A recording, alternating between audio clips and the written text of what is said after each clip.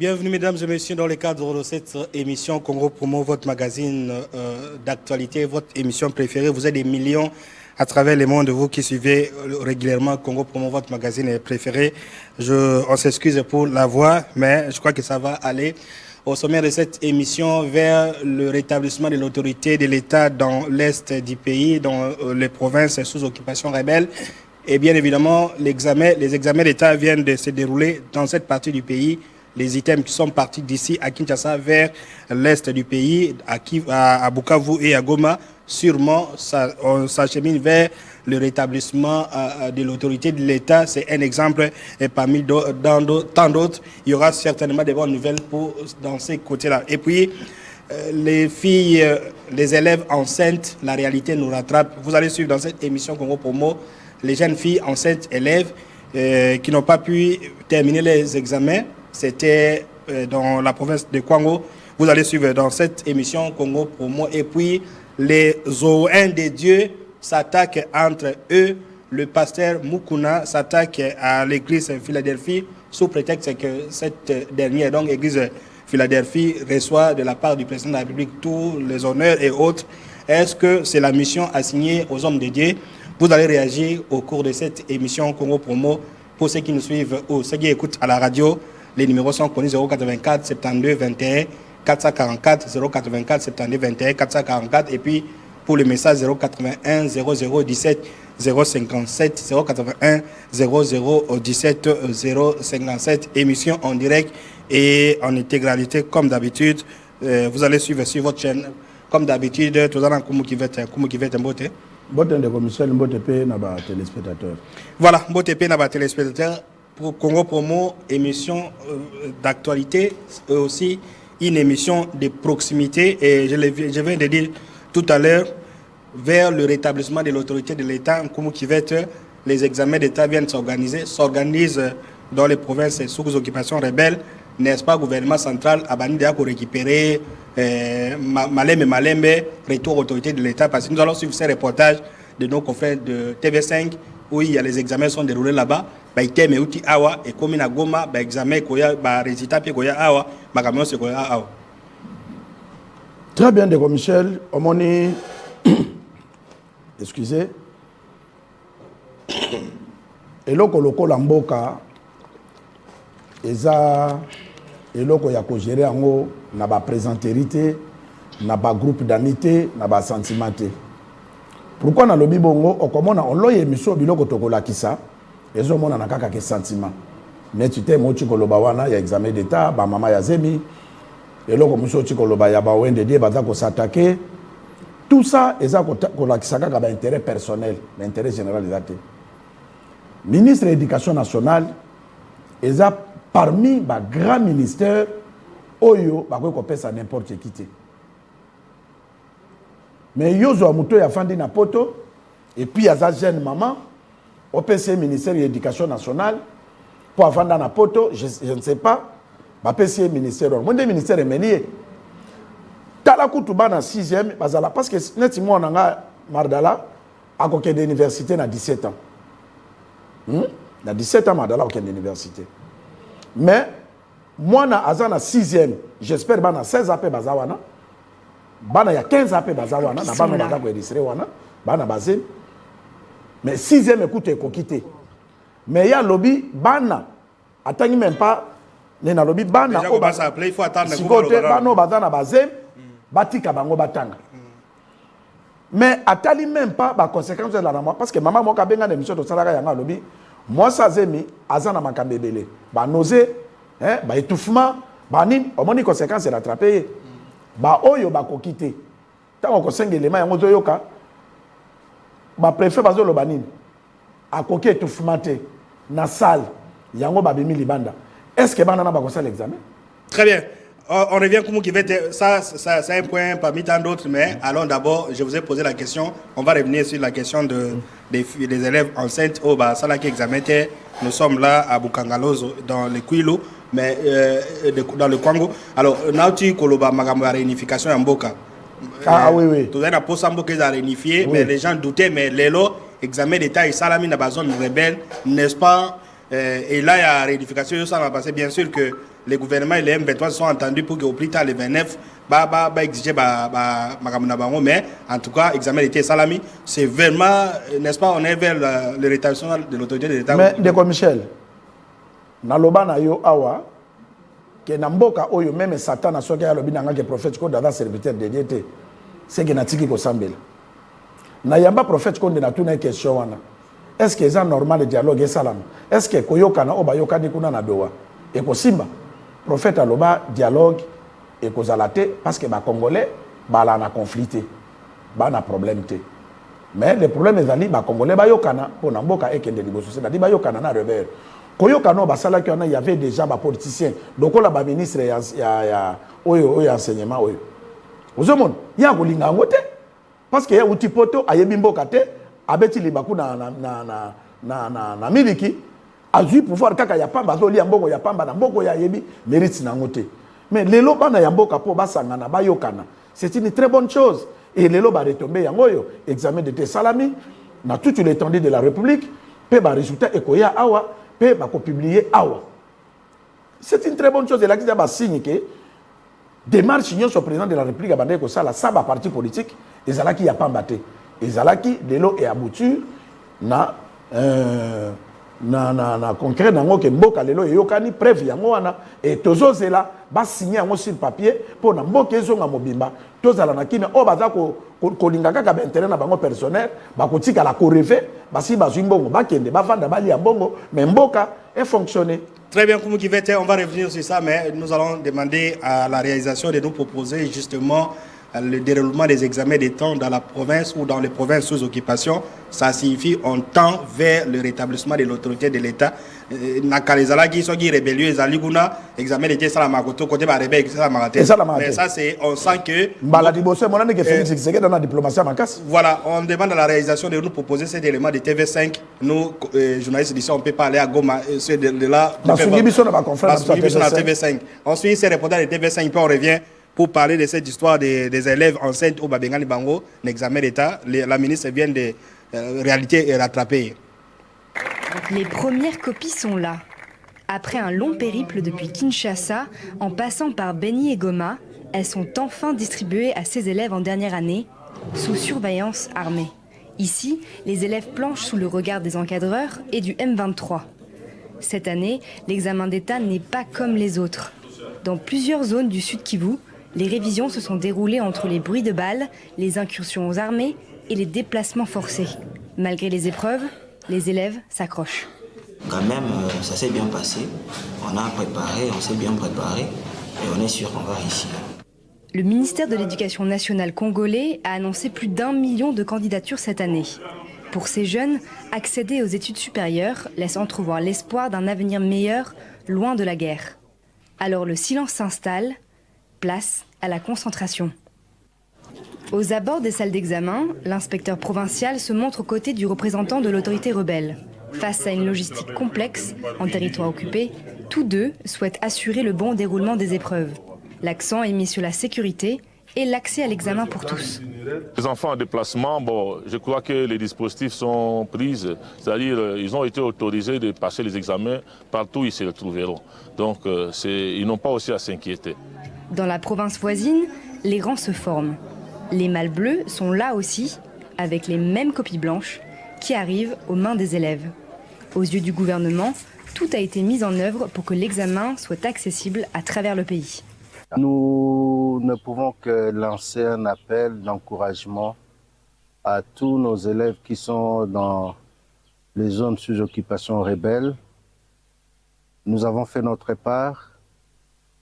Tous les items ont été transmis à travers notre partenaire UNICEF. Et je pense que toutes les écoles, en ce moment précis, dans les territoires occupés, sont en train de passer aussi les épreuves comme ceux qui sont avec nous sur place ici à Beni. La correction des copies arrive à l'heure où l'accord de Doha entre le gouvernement congolais et le M23. Voilà des retours sur ce plateau de Congo Promo. Comme on voit la différence entre les journalistes qui bouffent l'argent du pouvoir. Ils reçoivent chaque fin de mois, mais un événement comme celui-là, et les Kinango inaperçu, Moutakobe Telango Lisolote, tout le monde, maintenant c'est le gouvernement, Kolobela ministre, c'est à travailler, mais pour montrer que le président est en train de faire quelque chose, maintenant c'est en suivant Congo pour que les gens vont se rendre compte que l'examen d'État allez-y. Non, Tokobo Yatende comme Michel, Nzambe Akabola Mikolo, Akabola pe Mibu, Akabola pe Basanza, Akabola pe Basemen.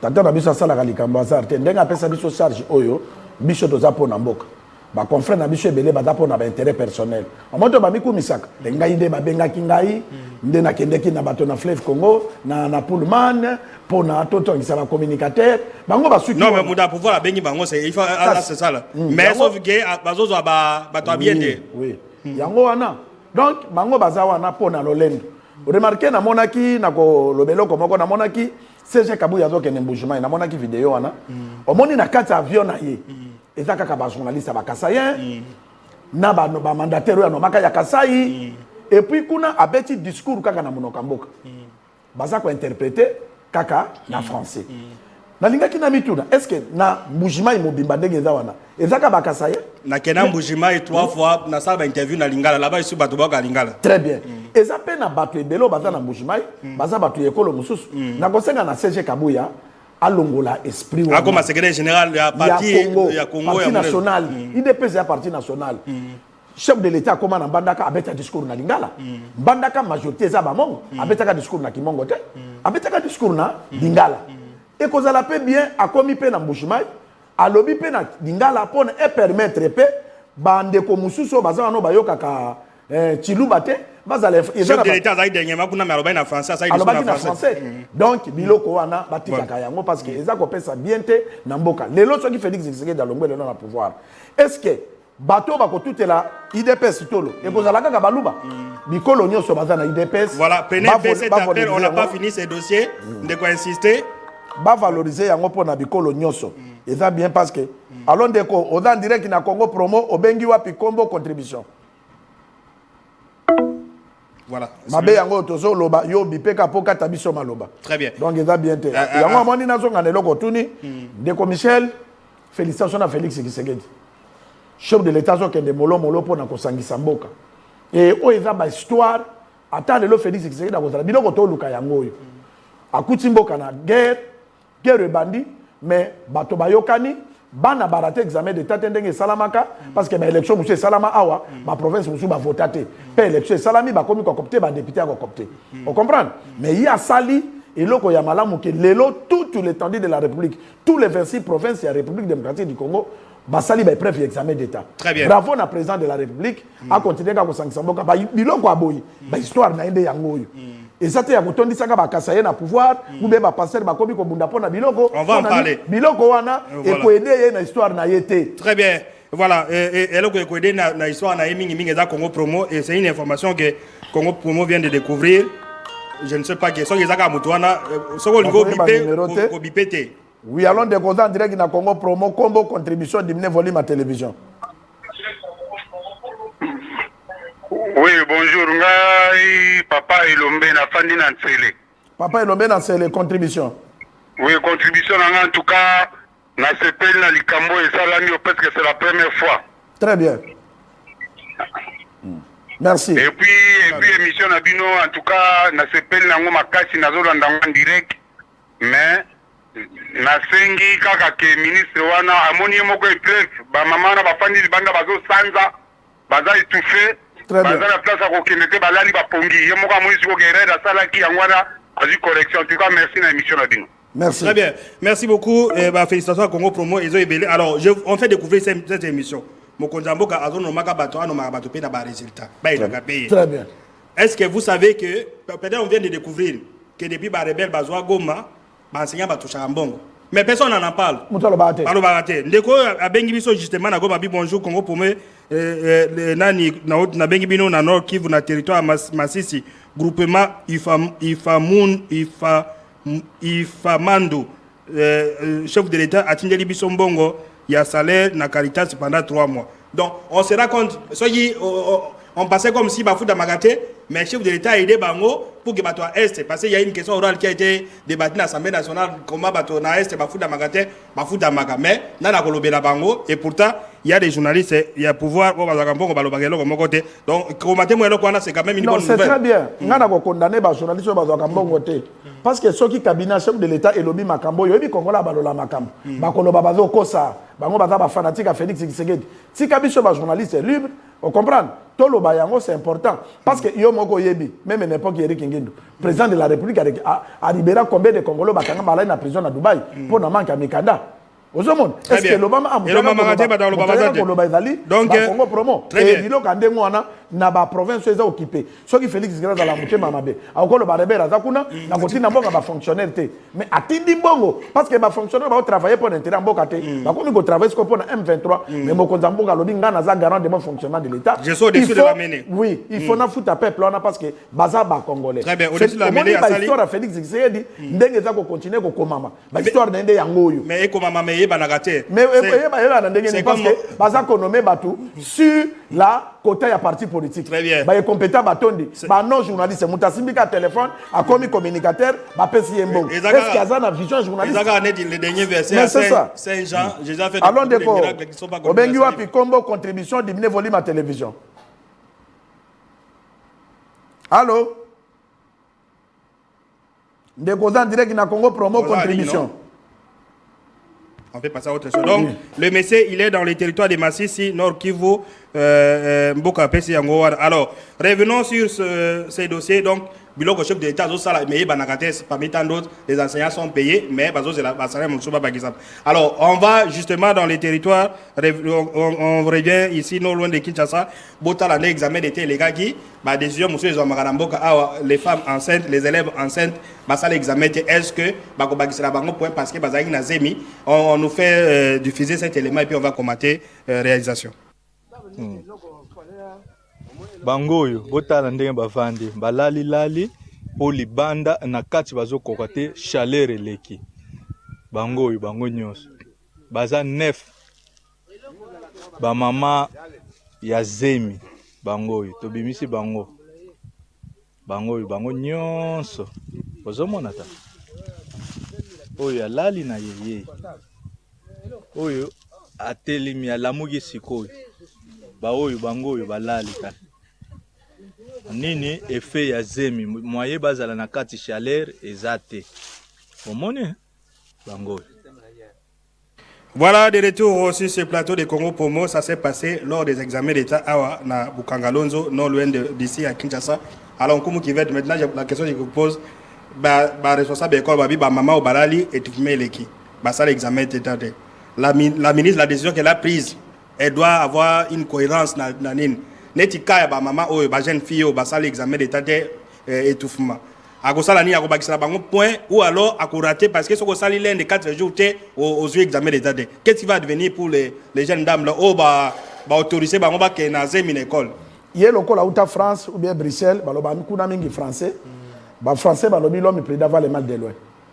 Ba mongo ba lobi ba pokati sentano la poste tien ni bonga. Na lingala balobi ba katsa ke balete pour na posa ke ndota la mboka. C'est-à-dire quoi? Banomaka mutu te po aza pembe ou bien aza mulai mwindu ou bien aza kitoko mais banomaka mutu na mérite na ye o ya mérité pour na conserver la république. On moni ba conséquence à ba parti politique. On moni conséquence ya ba groupe d'amis. On moni conséquence ya ba récompense que to vandaki quartier moko. On moni récompense ya ba récompense ndenge binoti ba la récompense ka papa lupango na ye atie bana na ba fonction publique atindi bana na poto pa zalaki locataire na lupango wana. Loko wana Namboka et même Kakaka délige. On m'a dit délige. Ministre Moko. Sur la tournée aussi, aider Bango, peut-être ils suivent. Nakaya Bango, parce que le gouvernement autorisé, le ministre autorisé, les élèves enceintes back in les classes. Ils ont droit à Bango, ils ne peuvent reconnaître. Basali, malheureusement pour Nabango, tension, Manini, Basali examiné. Qu'est-ce qui va advenir? Baba c'est la bango pour passer, il faut être cohérent. Aux autres ça va conseiller ni na moment. Non. Le Mboka est engagé ba non sogi 6 sogi 8 sogi 9. Peut-être il y a d'autres cas dans l'intérieur place pour Oyo a sali examen d'état. De temps on a gagné ko zazemi. Est-ce que mudatinda ke zali Congo? Eza sentiment na ye. Examen d'état, il faut ba pesa na batu oyo baza ko mériter. Ndeba zo parce que l'homme comme ba responsable na ba entreprise moko songolo. Moutazu un examen d'état à salité pour ça n'a pas accélérer ma point et ça comme ma boka. Bah oui qu'on favoriser Moutane on a décision alors d'abord on limite à décision alors. OK, décision on a balongola yango. Parce que conséquence déjà on est bandit. Pour tala kaka na mboka moko kaka babimi 9. Bon on se dit va relier tous les 26 provinces. Bakoza la combien? Bah par là on va foutre minerval, va foutre va faire des examens d'état mais bakozwa té parce que bazali na zemi. Rôle ya l'état ezali ko protéger bateau na biloko na bango. Biloko eza ya mabe on peut pas encourager. Tala kaka tango ye ministre apesi. Examen de tes bandits de l'autre. Est-ce que na ba année passée et loko e salama nzamba permettre loko yebi ma pona ko la Félix Tshisekedi ke ministre wana akoki na ministère ba pesi été na gouvernement oyezo ya azongate. Ce qui a sala ka linga ka sala boy bonga na za na mbongo ebele. Tout ça là-bas, nous sommes recenser les filles, les élèves enceintes. Recenser les élèves enceintes. On appelle ça un conseil. Atindi avion dans tous les 26 provinces. Allez, atongi ba salle ou bien poni ba école là wana Kinshasa. Atie ba climatisation. Bazala na ba moko. Comme des autodidactes. On comprend. Bazala na salle moko kaka na ba moko kaka mi balé. Pour na éviter étouffement parce que moi ça zemi akoka ka chaleur té. A protéger bango pour na ba salle l'examen d'état. Mais ya sangisi bango lokola 50 par salle. 50 par salle. Batonda. Siko étouffement. Banana basalité. C'est que Yenda est compétent parce qu'il ne fallait pas, après sa loi, oye komema mboka na passe. Très bien, Koumou Kivete, le débat est lancé. Vous pouvez réagir, appeler au 84 72 21 444 81 00 17 057. Les messages sont là. Aujourd'hui, presque, on va prendre seulement les appels. Et puis, ce que vous même message yandeko ya zo filmer aolo banini tala bangoyo baso ko katepo na mulunge tala non alinga lo ba ke tala déjà tala conséquence ba ça zemi ba et puis banango balali mususu a fini que sharpe moi ça zemi soka ke même na kilo batana maputa na seko na kolala a fini ki na ye alali Patrick Ogigo risté pour na kolakisa ke moi ça zemi asala ka makamnyo sauté au monde quand même moi ça zemi soka ko me antema pesa ke vacances même na musala ake de vacances à maternité tia ko bota poison mais yo lo bien que de classe donc moi ça zemi comme 8 ans 8 mois, pardon, 6 mois, 7 mois, on a fatigue, nous sommes à l'école. Vraiment, vraiment. Voilà, vraiment, l'émission Congo Promo, votre émission de proximité. Vous nous suivez sur Satellite, sur TNT et sur les réseaux sociaux.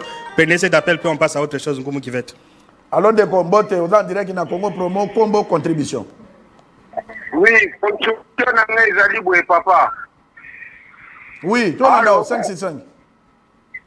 Contribution na ngeza ke bana wana bazana zemi wana batia bango libanda ya centre kana kati wana sana sa banzete basa l'examen moyen wa bakila bango bakwe ezate hein c'est ça contribution na po examen za une fois aujourd'hui ta bango les tourte c'est ça contribution na papa comment on a hérité.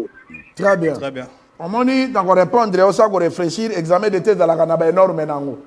Tant que monsieur ministre, il fallait réfléchir, puis logo yo réfléchir wana, oza ministre était. Est-ce que toi on va besoin de réflexion na wana ou bien ba fallait pas soit idée na yo wana ke bobino ba sasa ki boza nef boza la koto. Toi pesa bino ba item na bino. Toi pesa ba item na bino koto pour na place à mon préparation. Quand ndenge biso to réfléchir ke atia bango place ya malili. Mais ya zalaki na mayedo. Peut-être ba bengana bango. Ba sala kaka. Donc c'est ça. Voilà. Alors nous allons passer à autre chose. La deuxième thématique de l'émission de Congo Promo de ce jour, nomination, libéralité, etc. émanant du pouvoir, les oins de Dieu se touchent entre eux.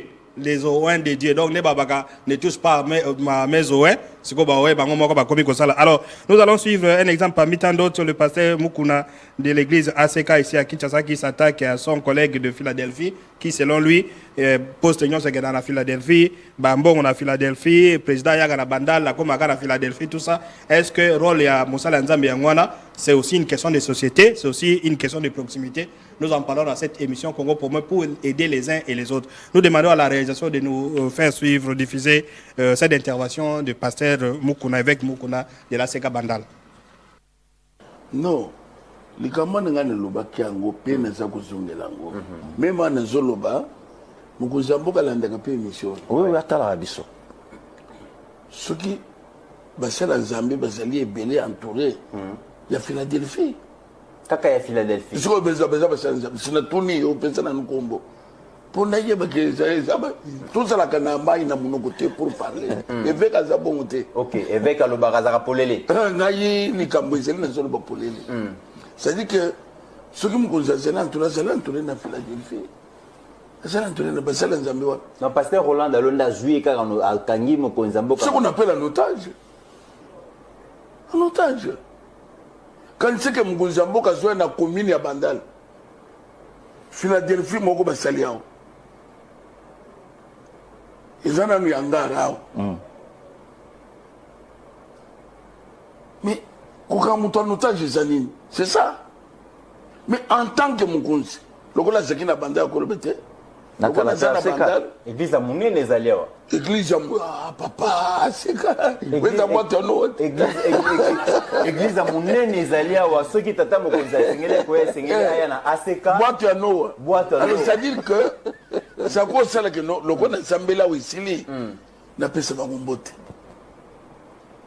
Attends 5 minutes. N'a le cas n'a mangem. N'a pas sa mambote. Parce que l'église à Mine. Ok. Ils ont na Bandalungwa.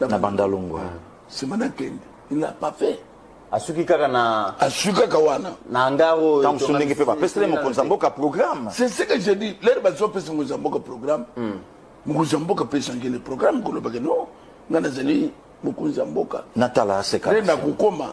La visite à des églises. Peut faire ça bien. Gouverneur Jantini. Oui. À Zalaki, à une église, à Longwao, à Kebetel, à Longwao, à quel ministère, le même dimanche. À Komatine, armée de victoire. Voilà. Pour Nani, la paix, image pour tout le monde. Mais depuis que les chefs de l'État à Zawan, à Zolanangay, il y a principe à Joannete.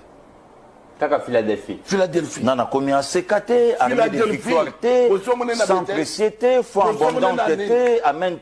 Et papa Moutombote. Mais il y a un an, ça va être surprise. Surprise, na ye, Philadelphie. Puisque quoi peut y avoir la tama même écoutino à tout na ya. Boni archibishop. Azandegenin. Na le cas qui a ponné talabino. Na pe sabino atambo. Non. Wana iko salabino passe. Oh, tout le monde murmure. Mais bazana courage d'air au lobaté. Donc fallait faire Kaloba. Merci beaucoup papa.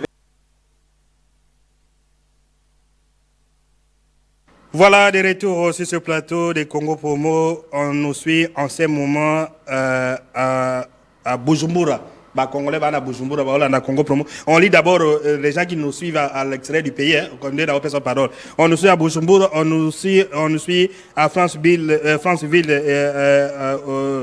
au Gabon. On nous suit également à Libreville, toujours au Gabon. On nous suit à Pointe-Noire. Message à Pointe-Noire, message à Tananarivo, donc à Madagascar, et puis message à Kisangani, ça c'est au pays, et puis message à Luanda. Alors, la Luanda, na WhatsApp. Alors, on vient de suivre le pasteur Mukuna. Congo Promo, Moussa Nangweza, émission à promotion des valeurs pour qu'ils autres makambo qui de liboso. C'est que nous connaissons tenté de dire, apparemment, la frustration, c'est aussi un moyen à aider le président de la République. Parce qu'il a cité aujourd'hui, avec les nouvelles nominations qui viennent de se passer, c'est Philadelphie qui prend tout. J'ai appris même ce matin dans les réseaux sociaux, les nouveaux gouverneurs de la Banque centrale, à Philadelphie, ainsi de suite. Est-ce que maintenant, revenons dans l'aspect frustration. Biloko Mout Kunazolo, frustration. Il y a comme on a que non Philadelphie, il est là, il va comme dans l'institution. Il y a de l'autre côté, lui c'est un pasteur, non seulement pasteur, mais un pasteur kassaïe qui devait normalement bénéficier d'un privilège à pouvoir. Ou alors, prenez d'abord l'aspect frustration, puis on va parler à autre chose. Est-ce que c'est frustration? Non, effectivement, Gambalobi, il y a frustration, parce que même étant appelé cet exemple, effectivement, il y a deux présidents de la République. Président de la République Ndeko Michel, azalaka na communauté, azalaka na province, azalaka na kwe mon côté. Azali président ya tous les 26 provinces. Azali président ya bana nyonso ya Congo. Effectivement, nous avons vu que c'est très profond. Mais il est très vaste, il faut tous avoir un grief fébélé. Chef de l'État comme na Bandal. Bandal est dans l'église. C'est l'homme qu'on a question de l'État dans Bandal. Oui, c'est l'homme a commis na Bandal. Mais tant qu'il a commis na Bandal, d'abord, chef faisant un service. Oyo est à l'agenda naïe. Azo qu'une église na Philadelphie. Normalement, ceux qui ont la conseil chef de l'État, Mokonzambo Kandenga en matière de communication pour la aider, ma image naïe. Alingaki a comme jamais na Philadelphie. parce que Philadelphie ba mona kaye Philadelphie à Bandal les églises na ye on comprend alingaki abanda ndenga lobi na mangembo ndenga bandi pe pas effect mukuna akei pe na Philadelphie pesi be bango mbote akei pe na Saint-Michel à Bandal on comprend Saint-Michel à Bandal pesi et mona na ke chef de l'état yaki na Bandal a visité quelques églises ya Bandal mais à ceux qui na Philadelphie d'abord Philadelphie wana même na Kinshasa awa chef de l'état zali l'homme mieux informé est-ce que Philadelphie ko tondi sata 20 mai asa na batute mais tango batie ba confession religieuse bazo soutenir le chef de l'état et za la carte que Philadelphie mo te soutenir ka Félix Tshisekedi mais ceux qui mo konza kei a se pelisa pe ba chef ba confession wana aya ka pe ko tala ka bango c'est important est-ce que ça chef ou bien ba Philadelphie de bazo mi la kisa non attendez la question peut-être les gens il y a Philadelphie ils défient tout le monde que non voilà biso doyebani conseiller tel a oti na Philadelphie boye tous est-ce que c'est pas Philadelphie bango monde bazo bakisa que non balingi bango ou alors chef de alingi bango de Michel il y a pas de mauvais troupes on appelle voilà comme ça il y a pas de mauvais troupes il y a que des mauvais chefs faut y bango allons deko mbote obengi wapi kombo nani contribution oui na commune ya Ntsele yanga Elombe toujours oui Elombe contribution oui na biboy ye chef de l'état toka iki azala catholicain lelo sikoyo akomi na ba Philadelphie wana eza pe lokola azosala pe malamu te sengelaki akende na ba église nyonso atala bango ndenge bolobi wana ekomi pesaka place moko eza pe malamu te. Très bien.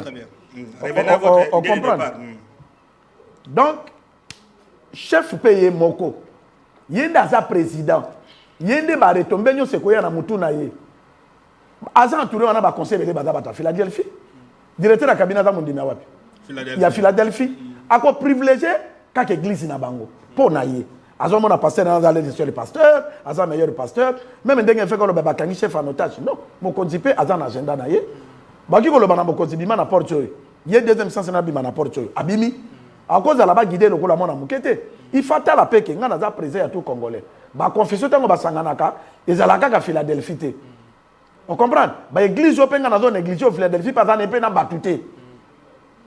Na valoriser. Est-ce que na Kikwiti Philadelphie na Kikwiti? Ezate na Congo mobile ezate. Bien na Masimani. Na Mbanga ezate na Bwende ezate na Kisangani ezate partout ezate. Philadelphie na de église d'élite au bateya ya muke ko bateya na français ya ezala ki de Philadelphie église moko ya ba homme politique. Bakenda kokuta na kuna na ville awa bazoteya. Et muté ko valoriser tala pour preuve.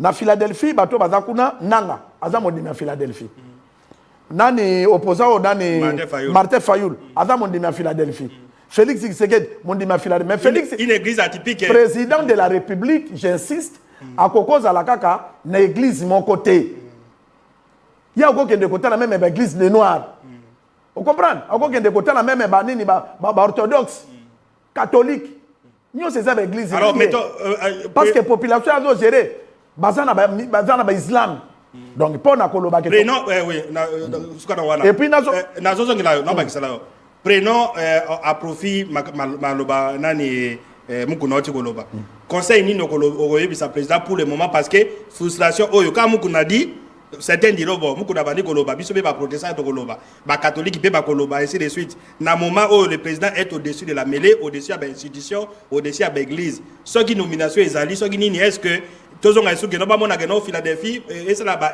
ou alors président Ali bon même président c'est Azak je te dis de Michel ça comme émission maloba na mon côté na kozunga vana lobanelo kwana na pesa conseil il faut pena yebisa président Félix Tshisekedi Gili o babenga ke Gili wana ye mutazala ki effet ya liboso ya effet ki mukuna comme journaliste ye mutabande ko animer émission mais est-ce qu'a protéger l'intérêt Félix Tshisekedi ba grande facer ya pouvoir ya Félix on va bénéficier bien d'abord Gili a sali ba erreur mais atiki pe mukuna lo ba contre encadrer merci nazolanda na ba réseaux sociaux Gili a sala sortie médiatique moko alobi non Félix Tshisekedi faut que bana Kabila soki mutako remplacer yo eza Joseph Kabila alobi après ni nebimaki ba sanction à Kabila hein ba ni na Kabila c'est pour dire quoi toko condamner yete et là zo protéger pouvoir mais après s'ouverture que eza haine un communicateur ne peut pas communiquer comme ça on comprend on est dans ba secret ba solo la ka interne ba solo li moko data ko agir na savoir na ye na sagesse na ye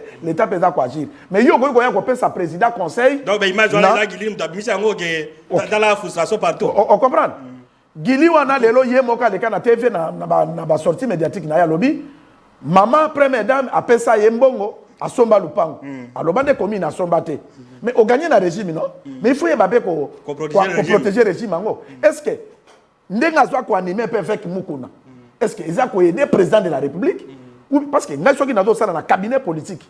Na ko défendre kaka ba intérêt ya cabinet wana ezala ba erreur ezala ba faille yango mona ka mutu musu avec intelligent mais aza ko défendre indéfendable abimi zoba avocat du diable c'est ça il faut défendre on comprend il faut défendre kaka mais il y a zo tiande moto na yebite ceux qui akoma ka lisusu na présidence yango te ou bien akoma ka parce que mutu oyo aza na régime oyo azo se ko futa na régime ako ko sala biloko oyo gili très bien conseil na ko pesa président de la République Philadelphie est la seule église na yete.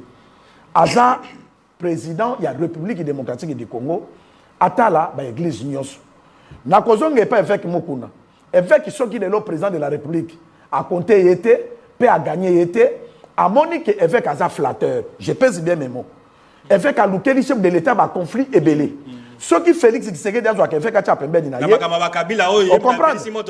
Batu et belé, balinga ki ba ina président de la République. Balinga ba mona oui, on moni chef de l'État ma tribaliste solo. Pourquoi bengi évêque? Évêque qui faisait des sorties médiatiques, oyezali ko aider mbokate, oyezali ko incendier. Ko lo bakeno biso baluba, biso boye, ko créer boye, pouvoir réveiller biso, il faut boye. Aucun président oyo akoki kondima mutu parce que azana ba conseiller, azana ba philosophe, azana ba psychologue, tout le monde di bazawana ba komona soko zui mutu oyo e kozala boy. Yepe vek azalaki na ba conseiller mais cette fois-ci soki alobi di kambo ya malamu il faut te féliciter. Apesi Félix Tshisekedi du conseil moko président de la République, conseil moko ya malamu. Tala lelo prophète Konde, c'est un grand pasteur na Congo, na monde entier. Parce que l'Ilobeza lelo à peu près na combien d'États aux États-Unis, na Europe mobimba. Awa na Congo dans toutes les provinces l'Ilobeza. Mais il y a une invitation. Pour moi, le président de la République, c'est tout un problème. Est-ce que le pasteur à Philadelphie, Azana poids, il y a sacerdoce, il y a Dominique Azanango. Alors, chef de l'État a aidé. Mais c'est les fameux pasteurs qu'on a suivis à la Big Nord, dit Mazouagate. Peut-être pour la sortie, on a des banques chef de l'État, après c'est ma fonction, directeur de la cabinet, directeur de la banque, qu'on a la banque centrale, mais chef de l'État compté dans la salle en Zambo Baza Simane parce que Batiaga Mabolongo, pour la cobonde de la question de l'État à la bonne santé, nous avons appelé Mayo, appelé ça Salomo, pour la gérer Mbok. Pour la coma qui n'a bandal vraiment sorti, mais dit Gamukuna, ils ont fondé, chef Atalapé, à qui n'a capé dimanche, nous sommes église, n'est-ce pas qu'il y a Lemba. À côté de l'église, l'église a TV à Mickey, mais mon Kozambo Kaye. Oui, et c'est mon île à cause de ça pour Bandi Miwana. Très bien, parce que Philadelphie a ça joué belé. Voilà. Bonjour, Congo, félicitations à l'émission. Nazo Pesa. On a des commissaires au Zolo, Baptozo, mon akaka, au basu, poste terminé. Mais n'a pas fonction publique, n'a pas onatra, Bandimi à Philadelphie, basu, misala, quand dégé mon bandimi de pes. Très bien. Bandimi de pes, baba militant, mais Bamso, bazo, là. Bonjour, Congo, pour moi, félicitations à l'émission. Mukuna, c'est quelqu'un où il y a une frustration, est lié, Magamoya, Félix, à Kodagate, Ndeko Bengi, Ndeko Kanyina. Bonjour, Congo, promo, félicitations à l'émission, Nabino, mais Nazongé, Magamoya, Basi, Bana, Zemi, et ça, initiative à Mabeba Longolango. On revient sur le message qui nous a été envoyé dans Pointe Noire. Bonjour Congo Promo, le président de la République est libre de prier là où il veut. Batika, ba distraction, ba poste, ba pesa, ba congolais. Alors, prenons ce message. Il y a un amboka, il y a un amboka, jamais papa zana ba nebele, ma pesa gabon amoko. Ce n'est que normal. Déclaration mukuna de communication d'atelemeli mukuna na berere na ye, na ba sorti na ye. On comprend? N'a jamais na tikala ko défendre mukuna parce que même na renaissance ngam na telemaka bras de fer pour na ko bomaka ya ko ya ko panza imanate. Mais cette fois-ci, alobi likamba il faut encourager. Bonjour Congo Promo, félicitations à l'émission. Boka makambo ya mukuna te azobo ya nde pour que ba église mususu e kabwanate et lobakeno soy likambo eko ito ko tate to ke Philadelphie. Omoni basala nzambe belé neti ba mukuna neti ba Babylone Katangi à Bamangembo wana neti ba Philadelphie, ce sont des pasteurs charnels. Bango ba yaka po na bozui. Yango mona ka soke église ope sembongo te boko koma na problème. Bango ba ya po na komata na royaume de CT. Lelo soki bazo zo pe mbongo Félix Tshisekedi te et comme ma ba okoma ba opposant. Na ko peso exemple ya pasteur à Bandal. Ezalaki déclaration grave. Ba yambi na chaîne moi je l'ai suivi. Ba tebele pe balandaki. Alobi yango mona ka bato mususu bakendaka balandi nanga na guerre po na biloko abo ndako amutu godepoi ndako amutu oye obuki déjà kobimisa liloba il y a des conditionnels avec non seulement français donc ce sont les gens qui ne savent pas parler français mais interpréter ma non pas interpréter ma bête français et sa langue il y a des français mais aloba que non non tu as raison mais et dans ba français baza na poto yebi ko komango te na lobaka français za ko za la mayele te batu ba interpréter ngo mabe pourquoi un serviteur il ko za la charnel te ba ko buka Salomo ba buka ka biloko na yenyu eza yete nani roi nani oyo babo onza babotola biloko na nyonso nani roi oyo babotola biloko na nyonso Job l'Éternel a envoyé son ange pour na kotinda Satan pour na kopanza biloko na nyonso basi richesse nyonso mais Job aboya ki nzambe te Job akontina ki na nzambe yo zo idée que soki na zalaka mosala nzambe te c'est ko soki po pa na nzambe soki zalaka te donc pasteur charnel ozo mona pasteur charnel comment ozo tala po babuki ndako na ndako wana l'équipe konjo ta ba pension ya la serviteur de Dieu et surtout que vous avez été président de l'assemblée provinciale vous allez président assemblée osimbo mwana na nzoto na bonzoto ozo continuer kaka na bonzoto oza musali ya nzambe babotola yo mbongo babotola obozwi sanctifier tata parce que je peux babotola ye aboya kan nzambe te Pomo on dirait que pour les gens qui nous écoutent donc ce sont des gens qui regardent seulement les intérêts baza po na nzambe te. Je rappelle pour les gens de la radio 081 0017 057, c'est pour les messages. Pour les appels 084 21 084 21 444. Donc le numéro d'ailleurs est affiché sur le banc de l'écran. Vous pouvez appeler, intervenir le numéro 84. Bonjour Congo Promo Mukuna Atikaye Moko Aza Exploiter T. Exploiter T, on n'a pas compris ce qu'il voulait dire. Exploiter T. Bonjour Congo Promo Mukuna Atikaye Moko Aza Exploiter T. Bon, à supposer que non, Mukuna, il n'est pas important, c'est ce qu'il voulait dire. Non, c'est important. Aza leader de l'opinion. Aza pe congolais. Yo, il y a commis wana pona ni poza congolais a contribué. C'est normal, ba tika ba congolais nyoso ba réfléchir pour na mboka na bango. C'est ça la démocratie. Ndeko a commis message à Mukuna Aza Exploiter T benga 84 pour les canantaines ou expliquer biso qu'est-ce que vous voulez parler d'Exploiter 84 comme qui fait à Gozo. Bonjour Congo Promo, félicitations pour votre très belle émission Congo Promo, c'est tout le monde qui comprend maintenant que la seule émission qui parle de la République, c'est Congo Promo. Merci Ndeko. Il s'appelle Patrick. Voilà. Je crois que l'émission là peut-être d'ailleurs on a les Yoguna. ABP. Bonjour Congo Promo. Félicitations pour votre émission. Vous êtes en train d'aider les pouvoirs. Peut-être ils ne savent pas ce qui se passe dans Congo Promo. C'est la façon dont les pays devaient être gérés. Merci Ndeko. Bonjour Congo Promo. Je vous appelle à partir de la ville de Kinshasa, ici à Ngaliema. Félicitations pour votre émission, pour nous amener toujours des thématiques importantes pour la suivi de notre pays. Voilà. Bonjour Congo Promo, félicitations à l'émission Nabino, mais remaniement et Sala, car le ministre on a des bagosonga, ça on ne sait pas, c'est Dieu le sait. Non, tu peux répondre, il y a un ministre on a bazonga pour le président de la République. Le ministre on a bazonga. Au début de Michel, chef de l'État, Aza Lokola thème Aza chef à famille. Allons de quoi, Mbote, Obengu api kombo dans les contributions. Ndeko contribution. En tout cas, on a commandé un zoloba, on a musulman. Oui, Loban Ndeko. Le prophète Wana Oyaliloba, on a connu. C'est un grand prophète du monde, donc on a beaucoup de naloga somo. Par exemple, sous chef de l'État comprendra que Moutouni, Oyo, Nzamba, Pesa, Bissona, Kata, Villa, Kishasa, Oyo, malgré tout, on a musulman. Un grand prophète, il y a beaucoup vraiment à ce audience, va peut-être aider, mais ils ont malheur pour Namboka. Un grand prophète de Dieu, des gens qui n'ont monité, en fait, nous sommes dans ma beauté dans la mouille, il n'y a pas de prophète. Donc, chef de l'État a raisonné malamou. Merci Ndeko, merci. Oyoki, Ndeko aza musulman.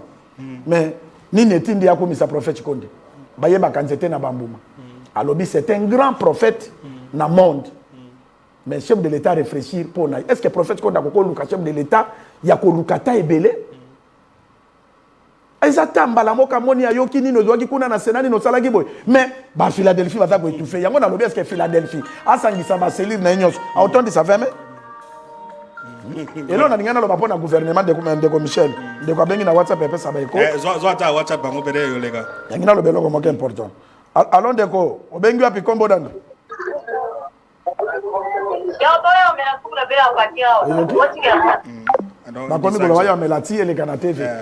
Donc, Nalandaki, famille, Bati Lukwebo.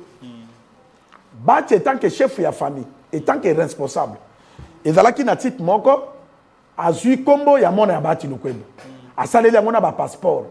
Mais Bati étant un grand nom, asala qui communiquer directement. Alobi so ki bomoni mutu azoleka na kombo ya famille Bati mona ya Bati Lukwebo eza yete eza lokuta. C'est tout comme la présidence de la République. Chef Ifaza l'éveiller. Gouvernement oyo aidé yete. Ba ministre rebelle ce sont des incompétents. Ba ministre ba ikozonga na gouvernement chef ba pas comme a disité. Protocole dans ba compétence. Mais image que non ba sai makambo ebele ba nini pour flatter. Ngana na daki maman moka loba ke ministre ya affaires étrangères. Ministre des affaires étrangères oui, accueilli ceux qui lelo ba signé accord wana eza yete eza diplomatie à président de la République. Très bien. Atindi ye na compétence nege eloko mutako sinyango eza yo kende mais sur le terrain. Ba Congolais vont souffrir dans l'ambassade, ba refus ya ba visa inutilement. C'est son rôle. Ba compétent ya ba benga bango banane comme ba kiminga ba protocole d'état ya ministère affaires étrangères. Ba yebi ko situe audience ya ba Congolais te même ba ça ya ministère ba zo kende ba mission te pour na ambassade. Et ça ba erreur.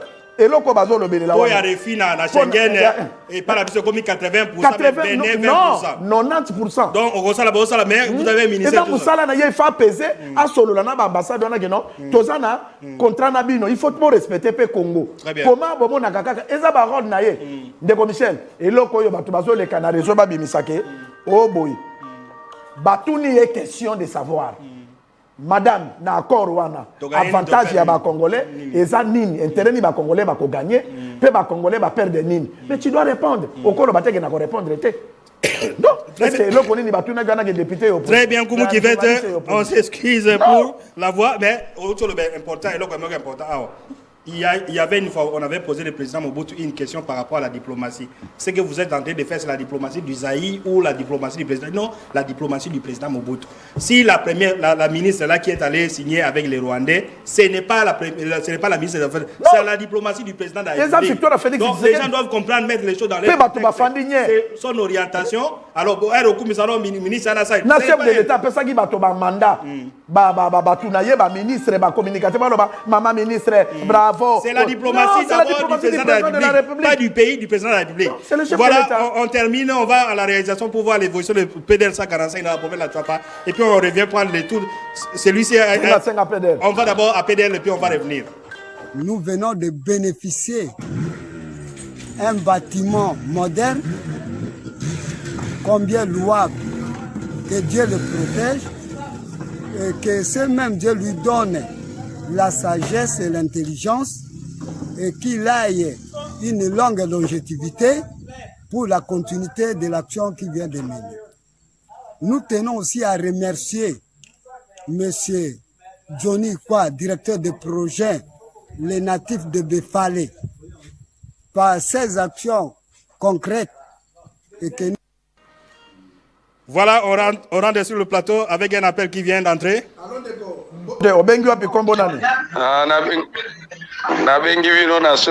Papa David. Nasoyo Angola. Ok, Papa David, contribution. Yeah. Nalobi pour na likambo ministre affaires pour na ministre affaires étrangères utolobela wana. Chaque jour bazo refoulé ba Congolais na Angola na Mwanda mukolo moko te ministre affaires étrangères ya ata na Mwanda ba condition ba Congolais ba refula bango na Angola na Mwanda. Très bien. Très bien. Voilà. Ndekalobi kanga na Mwanda. Ndeko asake allô? Allô?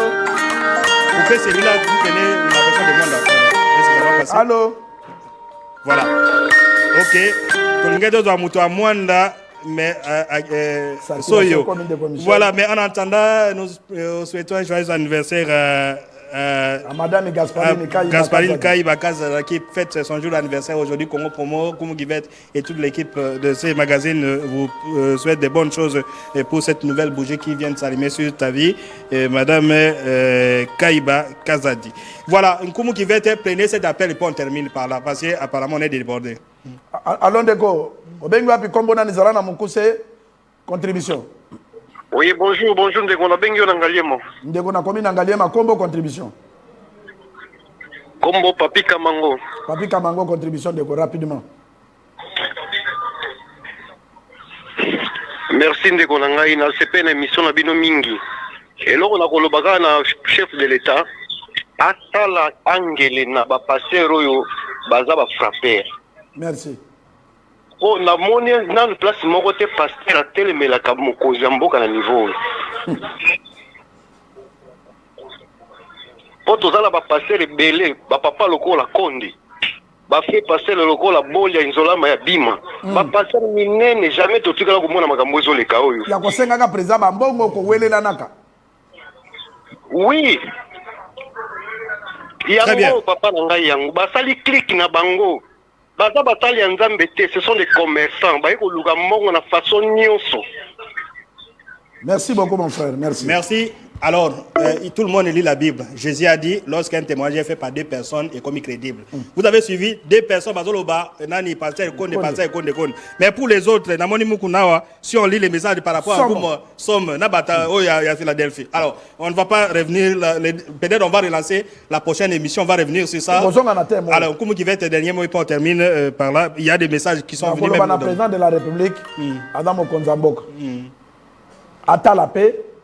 Na bande konyo soso ki aye atala ezala mono ya joie ezalo ya joie te bazabana na ye a visitaka bango nyonso pona ko apaiser pe batension ya parce que azape na besoin bandimi wana.